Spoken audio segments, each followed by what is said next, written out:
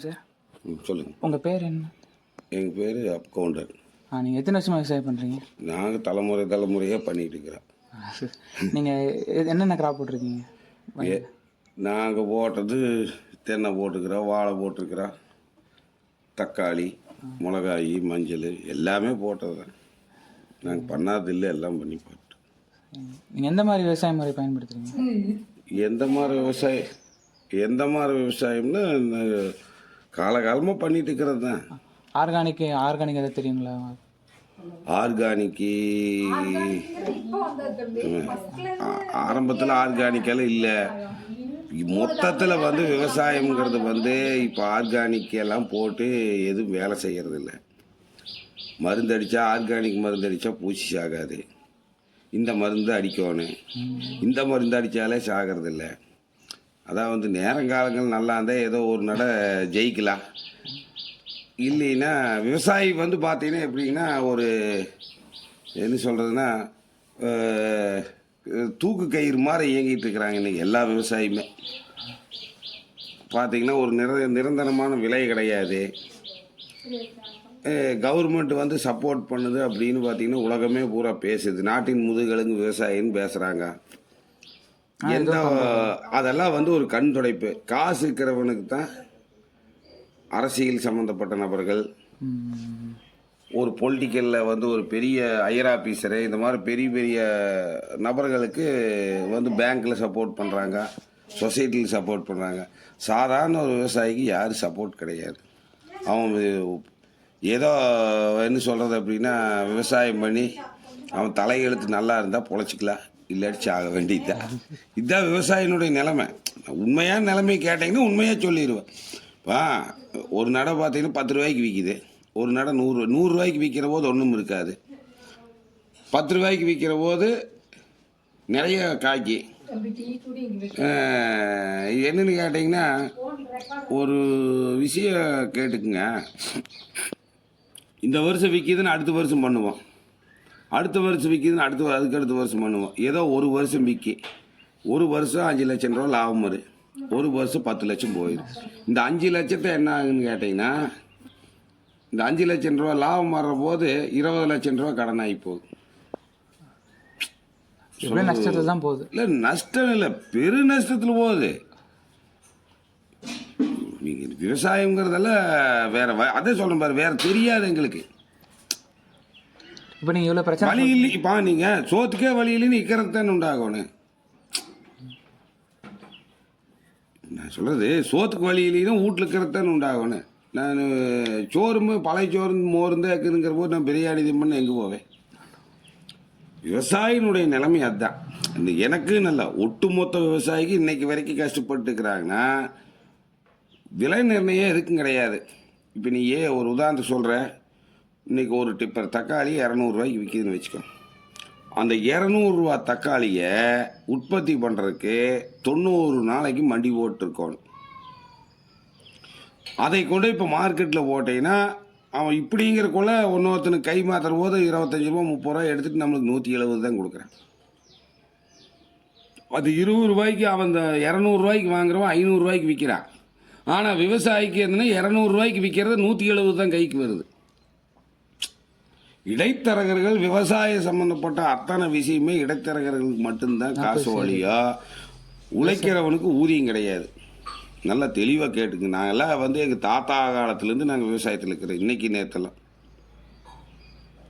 நான் பிறந்து இந்த மண்ணில் உளுந்த காலத்துலேருந்து நான் விவசாயத்தை பார்த்துக்கிறேன். எல்லாம் பண்ணி பார்த்துட்டு சிவனேன்னு பார்த்தீங்கன்னா ஒன்றுமே வேண்டான்னு கம்முன்னு உட்காந்துட்டோம்னா மிச்சம். அப்போ நீங்கள் இவ்வளோ பிரச்சனை சொல்கிறீங்களே, ஆமாம், அது என்ன பண்ணால் தீரும்? எதுவுமே பண்ணால் தீராது. எது பண்ணால் தீரும்னா கவர்மெண்ட் ஒத்துழைச்சா தீரு. கவர்மெண்ட்டு ஒத்துழைச்சா விவசாயிக்கு ஒரு மதிப்பு கொடுத்தாங்கன்னா அது விவசாயிகளுக்கு மதிப்பு கிடையாது எங்கேயுமே. நான் சொல்கிறது உங்களுக்கு புரிஞ்சுதா? நீங்கள் எங்கே போனாலும் உங்களுக்கு மதிப்பு கிடையாது. இப்போ ஒரு சொசைட்டிக்கு போகிறோம், நம்ம பணம் தான், நம்மளுக்கு தான் லோன் கொடுக்குறான். அதாவது நாயை விட மோசமாக ட்ரீட் பண்ணுவானுங்க. அங்கே போயிட்டு வா, இதை வா, எல்லாமே தெரியும்.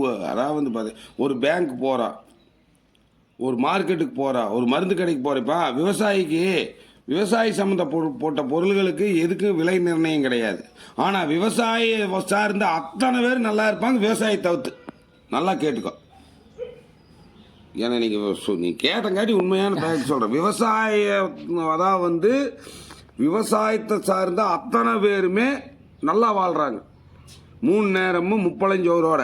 ஆனால் விவசாயி ஒரு நேரம் கூட சோறுங்கிறது இல்லை.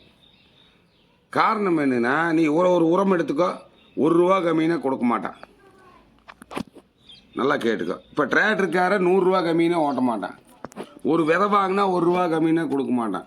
வேலைக்கு வர ஆளுங்க அதாவது முதல்லலாம் வந்து 10 மணி நேரம் வேலை செஞ்சுட்டு இருந்தாங்க, இப்போ 5 மணி நேரம் வேலை செய்கிறதே பெருசு.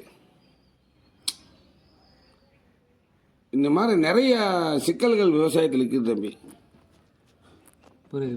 100 நாள் வேலை திட்டம்னு இருக்குது. அந்த 100 நாள் வேலை திட்டம் யாருக்கு வேலைக்கு போகிறாங்கன்னா, இங்கே இருக்கிற அரசியல்வாதிக பெரிய பெரிய பணக்காரங்களுக்கு இலவசமாக போய் சொல்கிறாங்க. சிறு குறு விவசாயி கூப்பிட்டா வாரதில்லை. சொல்கிறது உனக்கு புரிஞ்சுதா? அப்போ எப்படி போய் விவசாயி போலப்பா? எந்த கவர்மெண்ட் என்ன கவர்மெண்ட்டாக பார்த்து ஏதாவது சப்போர்ட் பண்ணி விவசாயி ஏதாவது நல்லா இருக்குன்னு நினச்சாங்கன்னா உனக்கு மற்றதெல்லாம் யார் நினைச்சாலும் முடியாதப்பா. நான் சொல்கிறது நல்லா தெளிவாக கேட்டுக்குங்க. நாங்களாம் நான் பிறந்து விழுந்ததுலேருந்து 50 வருஷமே இதுக்குள்ளே தான் இருக்கிறோம். எங்கள் தாத்தா 150 வருஷம் விவசாயம் பண்ணிட்டுருக்குது. அன்னைக்கெல்லாம் இது 2 பணம் சம்பாதிச்சோம். அன்னைக்கு வந்து விளைஞ்சிது. இன்றைக்கி மண் வளம் போச்சு. காரணம் மண் வளம் போனதுக்கு காரணமே வந்து பார்த்திங்கன்னா முழுக்க இந்த ரசாயன உரங்கள் தான். நீங்கள் ஆர்கானிக்கில் பண்ணுறீங்களா இல்லை எப்படி? நாங்கள் எல்லாம் பண்ணி ஆர்கானிக் மண்ணே கெட்டு போச்சு. அப்புறம் நீ போய் எங்கே ஆர்கானிக் போட்டு என்ன பண்ணுவ நீ? நான் சொல்கிறது கெட்டாச்சு, காலையவே எடுத்துட்டான். நீ அப்போ ஒட்டுக்கால் வச்சுட்டு என்ன பண்ணுவேன்? சொல்கிறது கவனமாக கேட்டுங்க. நீங்கள் அக்ரி படிக்கிறதுனால இதெல்லாம் தெரிஞ்சுக்கணுன்னு நான் சொல்கிறேன். மண் வளம் கெட்டு போச்சு. முதல் வந்து பார்த்தீங்கன்னா இப்போ களைக்கொல்லி அடிக்கிறாங்க. களைக்கொல்லி எல்லாம் வந்து என்னைக்கு வந்ததோ அன்னைக்கே காடுங்க நாசமாக போச்சு, மனுஷன் நாசமாக போனேன். இப்போ வருங்காலத்தில் விவசாயத்தை வருங்காலம் ஒரு இதுவுமே இல்லாமல் போயிரும்னா நீ வருங்காலத்தில் ஏன் விவசாயம் பண்ணுவேன்? இப்போ நீ பொறுமையாங்கிறப்பா. இந்த வருஷம் நான் ஒரு சொல்கிறேன் கேட்டுக்கா. வாழை போட்டேன். இல்லை இரு.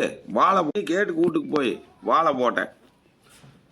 5000 வாழை போட்டேன், இலை வாழை. வாழை வந்து அறுப்புக்கு வர்ற ஸ்டேஜில் வந்து பார்த்தீங்கன்னா பலனடைய நேரத்தில் ஒரு நோவு வந்தது, ஒரு சருகு நோவுன்னு சொல்லி ஒன்று வந்தது. அப்படியே டோட்டல் அவுட்டு.